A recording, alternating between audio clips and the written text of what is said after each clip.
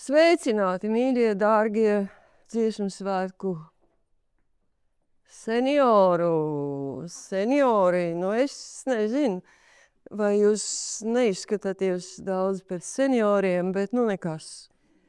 Ja jau esat sev tā nodēvējuši. Nu, redziet, man ir bijusi tā laime, pirmkārt jau vispār iesaistīties un būt arī par sastāvdaļu mūsu tautas tā saucamajā trešajā atmodā. Un tā skaitā man arī tika uzticēts gods 90. gada dziesmu svētkus rīkot kopā ar tā saucamo radošo grupu, kopā ar režisoru Pēteru Petersonu un mākslinieku Ilmāru Blumbergu. Mans uzdevums bija scenārijs. Un scenārijs un līdz ar to arī repertuāra izvēle. Un veselu gadu pirms tam mēs pulcējāmies Jāzepa Vītola toreizo konservatorijā un notika milzīgais tas izvēles process. Daudz no jums ir bijuši klāt, varbūt, ja? Daina. Tā, kad tur, protams, diriģentes visi sēž tādi štrami un kura dziesmu, kurš pa kur dziesmu cīnīsies Petersonam, tas viss apnika. Jo tas gāja, es nezinu, ka no 3-4 sanāksmes bija tikai par to, kā diriģenti sadalīs savā starpā tās dziesmas, kas viņiem tiek piedāvātas šajā gadījumā. Un tur tika piedāvātas pirmo reizi agrāk nedziedātas dziesmas. Un tur piedalījās arī pirmo reizi visa tauta vai tās pārstāvi. Kori bija arī pirmo reizi, tas arī notika, kori bija no visiem kontinentiem, kuriem latvieši ir. Un vispār mums tā atbildība bija milzīga. Tā sajūta, ka mēs esam atbildīgi tagad un visi gaida kaut ko absolūti pārcilvēciski skaistu un tādā garā. Bet atgriežoties pie dziesmu izvēlēm. Un tad notika tā, ka Petersons sadusmojās, jo tie, kas zina un atcerās un pazina kādreiz Petersonu, zina, ka viņš ir ļoti darbīgs, uzņēmīgs, izšķirīgs un arī viegli eksplodējošs. Jo viņam kaut ko aizrādīt, teiksim, mēģinājumu laikā, tas ir tā kā sapierim uzkāpt uz mīnas. Bet, un tad arī viņš uzsprāga un teica, nekas nebūs, te jums lapiņas, šitai liela cepure, mēs lozēsim. Jūs lozēsiet, diriģentu kungi. Tas bija diezgan liels šoks. Jo agrāk tā nekad nebija noticis. Viņš saka, jo mēs citādi netiekam uz priekšu. Pie kam man jāsaka, ka tajā reizē bija 3 koncerti. Man bija jāveido tas repertuārs 3 koncertiem. Tautas dziesma, tā kā likteņdziesma un beigās bija dzīvības dziesma. Un tad līdz ar to bija vēl smagāk sadalītās lomas. Bet beigās arī piekrita diriģenti. Un notika tā izloze. Daudzi tiešām samierinājās ar to, kas viņiem tika. Bet toreiz bija ļoti, ļoti populārs tāds koris Sintī Putndārs. Un viņam bija diriģents Ivars Bērziņš, jā. Un viņš arī bija virsdiriģentu pulkā. Un visiem likās, ka tā Saula Pērkons Daugava, kas arī pirmo reizi skanēja to laiku, ir jādiriģē Ivaram, bet viņš izvilka kādu citu dziesmu, es neatceros. Bet tad, bet to Saula Pērkons Daugava Juris Kļaviņš izvilka. Un tad viņš savukārt ļoti aizkustinošu žestu veica un teica, jā, es jau, protams, būtu ļoti pagodināts diriģēt šo dziesmu, bet es uzskatu, ka tā pienākas Ivaram Bērziņam. Un tad viņi samainījās ar tām dziesmām. Nu, tik tā mēs tagad tikuši esam, ka jau zinām, kas ko diriģēs, kurš ko diriģēs, un to tiek skates vēl, manuprāt, un arī tie man par laimi tas ir aprakstīts, un es varu ielūkoties špikarī. Man žurnāls Māksla lūdzu uzrakstīt, un atļauties jums nolasīšu, jo es neesmu tik laba runātāja kā rakstniece. Virsraksts, tur dažas pārbiedēja, bet žurnālā es domāju. Bet es turējos pie tā, un es teicu, ka neko nevar darīt. Tāda mums ir tā situācija. Un virsraksts šim te īsajam rakstiņam, nebaidieties, bija Augstā dziesma vai vaids. Jo atceraties, kādā laikā notika šie 90. gada jūlija dziesmu svētki. Pēc tam, kad 4. maijā mēs bijām pasludinājuši, ka gribam atjaunot neatkarību, bet tā nebija vēl atjaunot. Priekšā mums vēl nāca barikāžu laiks vēlāk. Priekšā mums vēl bija Augusts Pučs, un tikai tad mēs ieguvām savu valsti. Tā. Un šis bija tas starpstāvoklis. Un mums nebija, mēs nezinājām, kas notiks. Bet zināmas bažas manī bija. Un tādēļ es negribēju tā ļoti, pompozi, nu jau visi kārtībā atgriešanās, kā Lāčplēsī dzied, ja? Bet tomēr šī te nopietnā stāvokļa novērtējums. Augstā dziesma vai vaids. Un es rakstīju, un es to labi apzinājos, ka šiem dziesmu svētkiem ir jāatklājas jaunā emocionālā un mākslinieckā kvalitātē. Daļēji to nodrošinās tas, ka atbrīvojamies no padomu laiku slāņojumiem, ka brīvi veidojam repertuāru, ka atkal kopā ir visa tauta. Taču tas ir tikai viens virziens - atgriešanās. Vajadzīga arī kustība uz priekšu. Cerams, ka par tādu kļūs dziesmu svētku mākslinieckās vienotības princips.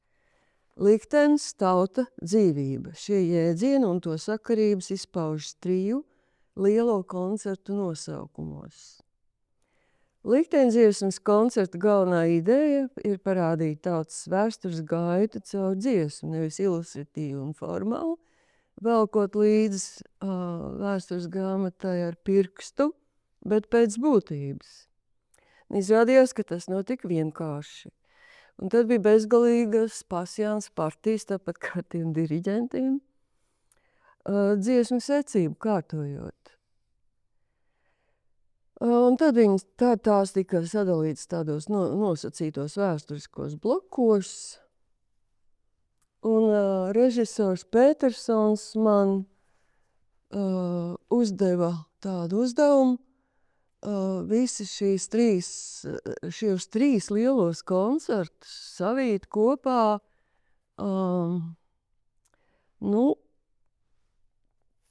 kaut kā.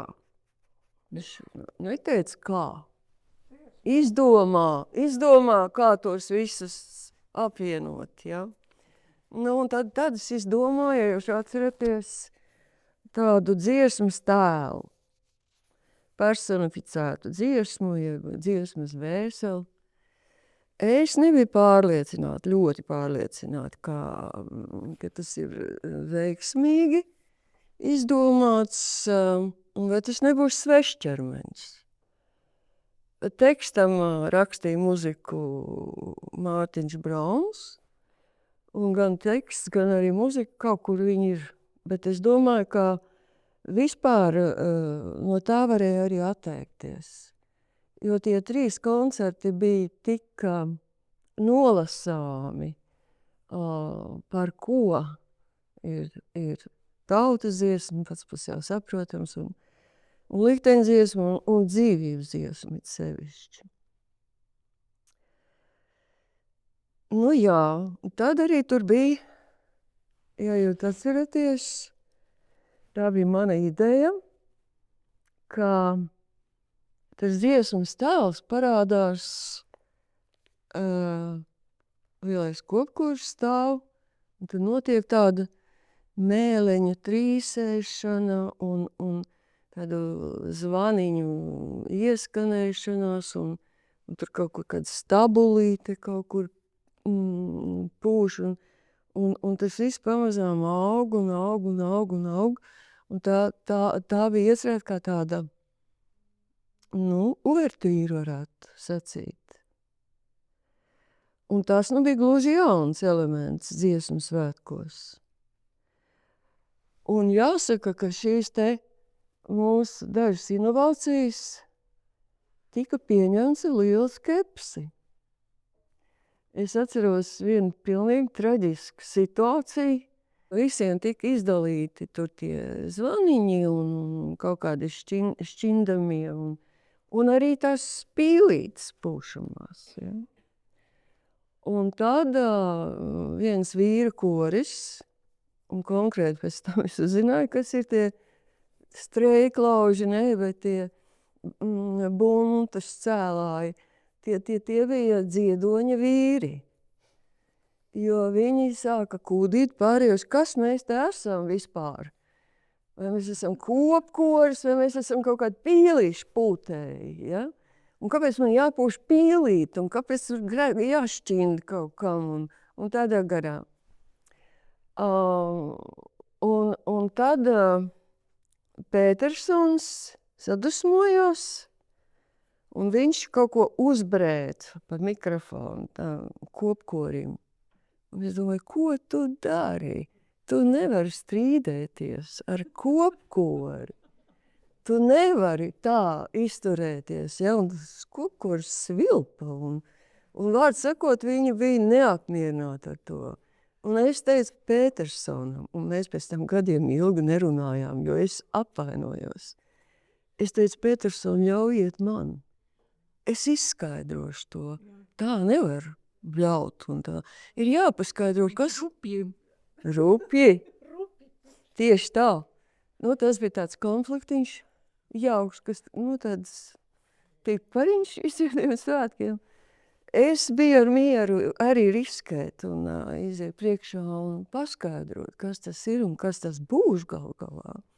Jo iecer bija tāda, ka Ausma Darkevica to visu, tad, kad viņi būs tur sākuši skanēt, viņi taisīja partitūru. Te tagad ieskanās tās mēlītes, te kaut kas tur ieģinkstās. Respektīvi tāda sajūta, ka no kaut kurienes kaut kas nāk, tas skaņas, tā kā no visām pusēm, tā kā no kosmosa, tā kā Dievs nezina no kurienes. Bet tas kopkors vēl, acīm redzot, nebija informēts, ka tā būs tāda uvertīra, jo Pētersons jau neko daudz tur neskaidro. Viņš tā jābūt, šitā jābūt. Jo viņš darīja daudz vairāk nekā parasti dara režisori dziesmu svētkos, kas ļoti bieži aprobežojās ar to masu pārbīdīšanu. Šitie noiet, tie uznāk tagad tur. Tas izveidojās un vēl kas, bet šeit bija pretenzija, tā kā tas bija tomēr Pēters Pētersons, arī uz tādu režiju, uz tādu teatrālismu, zinām, ja? Un tas tur daudziem nepatika. Bet Pētersons uzbļāva arī man, un es arī nevarēju neko darīt. Bet tad, kad nāca jau vēlāk Ausma Darkevics, tad es nezinu, vai jūs atceraties, bet manuprāt, tas bija brīnišķīgi. Tā ieskandināšana. Atceraties? Es atceros. Ja? Kā, un tad arī paši, tad, protams, tas lielais kurs saprat, ka tas ir jauki.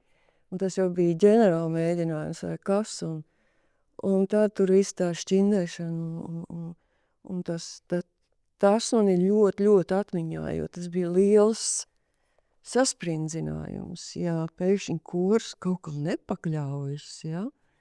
Jo viņi teica, te nav nekāds teātris, lai tas Petersons sēž mierā, viņš nav nekāds te mums noteicējs, tādā garā, ja. Bet, beigās jau, viss jau bija labi. Un, jā, tur bija tā cīņa par prioritātēm. Un tās mākslinieckās idejas realizēšana, kas nāca arī vēlāk ar tās sveces iedegās mazliet par agru uz Lūcijas Garūtas kantāti jau pašās beigās. Jā. Un, manuprāt, tie bija nozīmīgākie, liktenis iezīmētākie dziesmu svētki kopš 1. un 3. dziesmu svētkiem. Pirmie bija svarīgi tāpēc, ka tie bija pirmie, 3. saistās ar pirmo atmodas laiku, un tagad es uzskatu būs 3, jo ir 3. atmoda. Vai tā būs cerību augstā dziesma vai vaids? Mēs neviens to nezinājām. Bet mēs taisījām tā, it kā Latvija jau būtu brīva. Un saņēmām arī pēc tam diezgan lielu tādu publikas atsaucību un gandarījumu.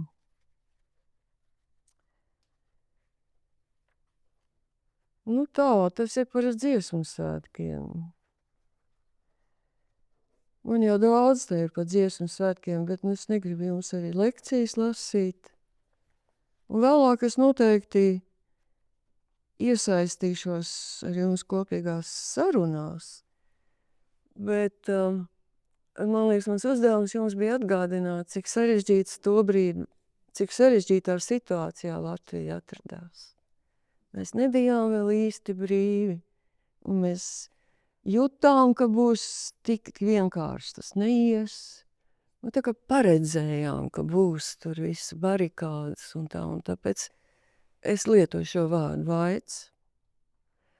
Bet paldies Dievam un paldies mūsu brīvības atjaunotājiem, cīnītājiem ar barikādēm un mūsu mirušajiem kino operatoriem. Un cilvēkiem, kas gāja bojā, un visiem, kas toreiz pievienojās tautai un jūta sevi kā tautas locekli un atbildību par to, kas notiek. Paldies viņiem visiem, ka tā tomēr bija augstā dziesma. Vaidēt mēs sākām daudz vēlāk. Paldies! Paldies! Paldies, Mārta!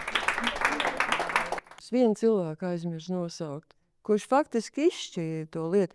Nevis izšķīra, bet Raimonds Pauls bija kultūras ministrs. Jā. Un viņš tā visu laiku tā tikai vēroja un klausījās un neko tā īpaši neiejaucās. Bet tad, kad visi jau tur sāka tie konfliktiņi briest, viņš iesauca mūsu Petersonu un Blumbergu vienas pašas savā kabinetā un teica, vai jūs esat pārliecināti, ka tas ir sanāks? Mēs esam mēs esam pārliecināti, ka tieši tā arī jābūt. Un tur drusku parunāja, un tad Pauls teica, tad uz jūsu atbildību. Brīnišķīgi. Jā, un viņš bija tas, kurš deva to pēdējo parakstu, tā teikt, atļauts. Āra. Tas stiprai sievai, kādēļ jūs neapšaubāmi esat, vēl vajag ļoti, ļoti daudz spēka. Jā. Tik ļoti jūs mums esat nepieciešama. Paldies! Vai, paldies! Pie tā stipruma arī skaistums klāt. Paldies!